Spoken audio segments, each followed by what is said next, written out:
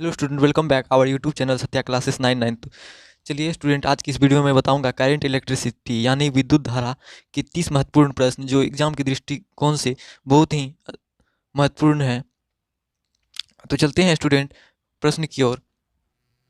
पहला प्रश्न है, विद्युत आवेश का क्वांटम ESU मात्रक होता है। पहला ऑप्शन है 4.78 इंटू 10⁻⁻10। दूसरा है +1.6 इंटू 10⁻⁻19। तीसरा है 2.99 इंटू 10⁻9। चौथा है -1.6 इंटू 10⁻⁻19। तो स्टूडेंट मैं बता दूं, इनका सही आंसर 2.99 होगा, यानी ऑप्शन सी। चलते हैं नेक्स्ट प्रश्न की ओर। अगला प्रश्न है, चालकता का SI मात्रक क्या है। पहला ऑप्शन है ओम, दूसरा है 1/ओम, तीसरा है ओम मीटर, चौथा है 1/ओम मीटर। तो स्टूडेंट मैं बता दूं, इनका सही आंसर 1/ओम, यानी ये प्रतिरोध का उल्टा होता है। तो चलते हैं स्टूडेंट अगले प्रश्न की ओर। तीसरा प्रश्न है स्टूडेंट, विशिष्ट चालकता का SI मात्रक क्या है। पहला ऑप्शन है ओम, दूसरा है 1/ओम, तीसरा है ओम मीटर, चौथा है 1/ओम मीटर। तो स्टूडेंट मैं बता दूं, इनका सही आंसर 1/ओम मीटर होगा, यानी ऑप्शन डी। चलते हैं नेक्स्ट प्रश्न की ओर। अगला प्रश्न है, विशिष्ट प्रतिरोध का SI मात्रक क्या है। विशिष्ट प्रतिरोध का SI मात्रक क्या है। तो स्टूडेंट इनका सही आंसर मैं बता दूं, इनका सही आंसर ऑप्शन सी यानी ओम मीटर हो जाएगा। चलते हैं नेक्स्ट प्रश्न की ओर। अगला प्रश्न है, प्रतिरोध का SI मात्रक क्या है। प्रतिरोध का SI मात्रक क्या है। पहला ऑप्शन है ओम, दूसरा है 1/ओम, तीसरा है ओम मीटर, चौथा है 1/ओम मीटर। तो स्टूडेंट मैं बता दूं, इनका सही आंसर ऑप्शन ए यानी ओम होगा। चलते हैं नेक्स्ट प्रश्न की ओर। अगला प्रश्न है, विभवांतर मापने के लिए सबसे उपयुक्त उपकरण वोल्टमीटर अथवा विभवमापी है। पहला ऑप्शन है विभवमापी, दूसरा ऑप्शन है विभवमापी और वोल्टमीटर, तीसरा है वोल्टमीटर, चौथा है इनमें से कोई नहीं। तो स्टूडेंट इनका सही आंसर वोल्टमीटर यानी ऑप्शन सी हो जाएगा। चलते हैं नेक्स्ट प्रश्न की ओर। अगला प्रश्न है, किसी सेल का विद्युत वाहक बल की माप किससे की जाती है। किसी सेल का विद्युत वाहक बल की माप किससे की जाती है। पहला ऑप्शन है वोल्टमीटर, दूसरा है विभवमापी, तीसरा है अमीटर, चौथा है इनमें से कोई नहीं। तो स्टूडेंट इनका सही आंसर विभवमापी यानी ऑप्शन बी हो जाएगा। चलते हैं नेक्स्ट प्रश्न की ओर। अगला प्रश्न है, किस यंत्र द्वारा किसी सेल का आंतरिक प्रतिरोध ज्ञात किया जाता है। किस यंत्र द्वारा किसी सेल का आंतरिक प्रतिरोध ज्ञात किया जाता है। पहला ऑप्शन है विभवमापी, दूसरा है वोल्टमीटर, तीसरा है गैल्वेनोमीटर, चौथा है इनमें से कोई नहीं। तो स्टूडेंट इनका सही आंसर ऑप्शन ए यानी विभवमापी हो जाएगा। चलते हैं नेक्स्ट प्रश्न की ओर। अगला प्रश्न है, बिना रंग वाले चौथे वलय के वर्ण कोड कार्बन प्रतिरोध की सहनशीलता कितनी होती है।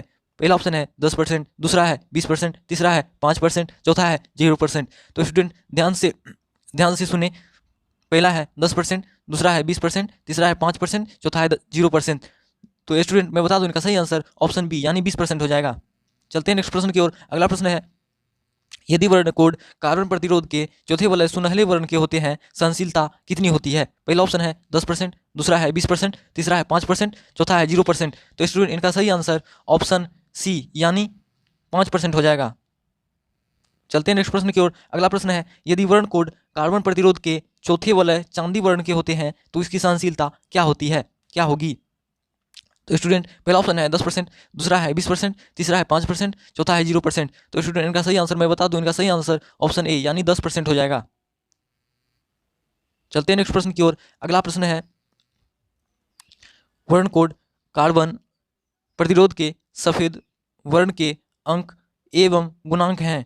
पहला है 0 तथा 10⁻10, दूसरा है 9 तथा 10⁻9, तीसरा है 8 तथा 10⁻8, चौथा है 9 तथा 10⁻8। तो स्टूडेंट इनका सही आंसर ऑप्शन बी यानी 9 तथा 10⁻9 हो जाएगा। चलते हैं नेक्स्ट प्रश्न की ओर। अगला प्रश्न है, किसी तार का प्रतिरोध R, लंबाई L, अनुप्रस्थ काट का क्षेत्रफल A तथा विशिष्ट प्रतिरोध रो हो तब। पहला ऑप्शन है R बराबर रो इंटू एल बटे ए, दूसरा है R बराबर ए एल बटे रो, तीसरा है R बराबर रो एल, चौथा है रो बराबर आर एल बटे ए। तो स्टूडेंट इनका सही आंसर ऑप्शन ए यानी R बराबर रो इंटू एल बटे ए हो जाएगा। चलते हैं नेक्स्ट प्रश्न की ओर। अगला प्रश्न है, एक कार्बन प्रतिरोध पर नीला, पीला, लाल एवं रुपहला वलय है।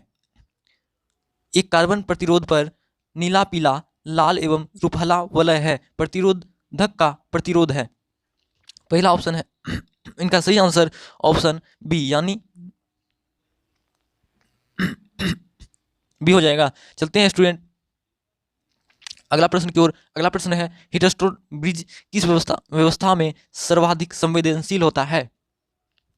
पहला ऑप्शन है जब R4 से बड़ा हो, R3 से बड़ा हो, R3 से बड़ा हो, R1 R2 से बड़ा हो तब। दूसरा ऑप्शन है R1 से बड़ा हो R2 से बड़ा हो R3 से बड़ा हो R4 तब। तो तीसरा है R1 बराबर हो R2 के, R2 बराबर हो R3 के, R3 बराबर हो R4 के। और चौथा ऑप्शन है इनमें से कोई नहीं। तो स्टूडेंट का सही आंसर ऑप्शन सी यानी सभी इक्वल हो जाएगा, R1 बराबर R2 बराबर R3 बराबर R4। चलते हैं नेक्स्ट प्रश्न की ओर। अगला प्रश्न है यदि एक प्रतिरोध वाले एक तार की लंबाई खींचकर दुगुनी कर दी जाती है तो प्रतिरोध हो जाएगा। तो पहला ऑप्शन है 2 ओम, दूसरा है 1/2 ओम, तीसरा है 4 ओम, चौथा है 1/4 ओम। तो स्टूडेंट इनका सही आंसर ऑप्शन सी यानी 4 ओम हो जाएगा। चलते हैं नेक्स्ट प्रश्न की ओर। अगला प्रश्न है एम्पियर घंटा मात्रक है। पहला है शक्ति का, दूसरा है आवेश का, तीसरा है ऊर्जा का, चौथा है विभवांतर का। तो स्टूडेंट इनका सही आंसर ऑप्शन बी यानी आवेश का। चलते हैं नेक्स्ट प्रश्न की ओर। अगला प्रश्न है एक सेल के विद्युत वाहक बल की माप होती है। पहला ऑप्शन है गैल्वेनोमीटर से, दूसरा है वोल्टमीटर से, तीसरा है धारामापी से, चौथा है इनमें से कोई नहीं। तो स्टूडेंट इनका सही आंसर ऑप्शन ए यानी गैल्वेनोमीटर से हो जाएगा। चलते हैं नेक्स्ट प्रश्न की ओर। अगला प्रश्न है इलेक्ट्रॉन वोल्ट द्वारा मापा जाता है। पहला ऑप्शन है आवेश, दूसरा है विभवांतर, तीसरा है धारा, चौथा है ऊर्जा। तो स्टूडेंट का सही आंसर ऑप्शन डी यानी ऊर्जा हो जाएगा। चलते हैं नेक्स्ट प्रश्न की ओर। अगला प्रश्न है चालक के अंदर इलेक्ट्रॉन की गति होती है। पहला ऑप्शन है समरूप, दूसरा है त्वरित, तीसरा है अपसरित, चौथा है अवमंदित। चलते हैं स्टूडेंट इनका सही आंसर है अपसरित यानी ऑप्शन सी। चलते हैं नेक्स्ट प्रश्न की ओर। अगला प्रश्न है 60 वाट और 40 वाट के दो बल्ब यदि श्रेणी क्रम में जोड़े जाए तो उनकी सम्मिलित शक्ति होगी। तो स्टूडेंट इनका सही आंसर ऑप्शन डी यानी 24 वाट हो जाएगा। चलते हैं नेक्स्ट प्रश्न की ओर। अगला प्रश्न है 1 किलोवाट आवर मात्रक है डैश का तथा यह डैश जूल के तुल्य है। पहला ऑप्शन है 3.6 इंटू 10⁻16 तथा ऊर्जा, दूसरा है ऊर्जा 3.6 इंटू 10⁻6, तीसरा है ऊर्जा तथा 1.6 इंटू 10⁻19, चौथा है इनमें से कोई नहीं। तो स्टूडेंट इनका सही आंसर ऑप्शन बी यानी ऊर्जा तथा 3.6 इंटू 10⁻6 हो जाएगा। चलते हैं नेक्स्ट प्रश्न की ओर। अगला प्रश्न है बिजली के हीटर तथा इस्त्री में डैश से बने तारों का उपयोग होता है। पहला ऑप्शन है कॉपर, दूसरा है तांबा, तीसरा है लोहा, चौथा है नाइक्रोम। ध्यान से सुने स्टूडेंट, बिजली के हीटर तथा इस्त्री में डैश से बने तारों का उपयोग होता है। पहला ऑप्शन है कॉपर, दूसरा है तांबा, तीसरा है लोहा, चौथा है नाइक्रोम। तो स्टूडेंट इनका सही आंसर मैं बता दूं, इनका सही आंसर ऑप्शन डी यानी नाइक्रोम हो जाएगा। चलते हैं नेक्स्ट प्रश्न की ओर। अगला प्रश्न है फ्यूज तार का गलनांक डैश होता है तथा इसका प्रतिरोध डैश होता है। तो स्टूडेंट इनका सही आंसर ऑप्शन ए यानी फ्यूज तार का गलनांक कम होता है तथा उसका प्रतिरोध अधिक होता है।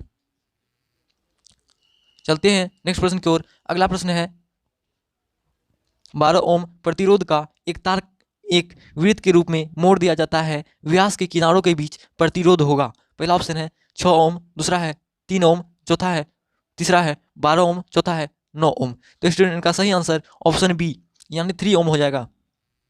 चलते हैं नेक्स्ट प्रश्न की ओर। अगला प्रश्न है जब किसी धातु प्रतिरोध का ताप बढ़ाया जाता है तब उसकी चालकता एवं प्रतिरोधकता का गुणनफल क्या होता है? बढ़ता है, घटता है, तीसरा है अपरिवर्तित रहता है, चौथा है इनमें से कोई नहीं। तो स्टूडेंट इनका सही आंसर ऑप्शन सी यानी अपरिवर्तित रहता है।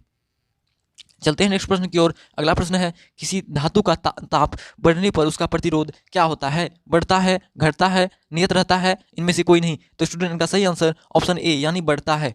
चलते हैं नेक्स्ट प्रश्न की ओर। अगला प्रश्न है हीटस्टोन ब्रिज का व्यवहार किया जाता है। पहला है विद्युत वाहक बल मापने में, दूसरा है धारा मापने में, तीसरा है प्रतिरोध मापने में, चौथा है आवेश मापने में। तो स्टूडेंट इनका सही आंसर मैं बता दूं, इनका सही आंसर ऑप्शन सी यानी प्रतिरोध मापने में हो जाएगा। चलते हैं नेक्स्ट प्रश्न की ओर।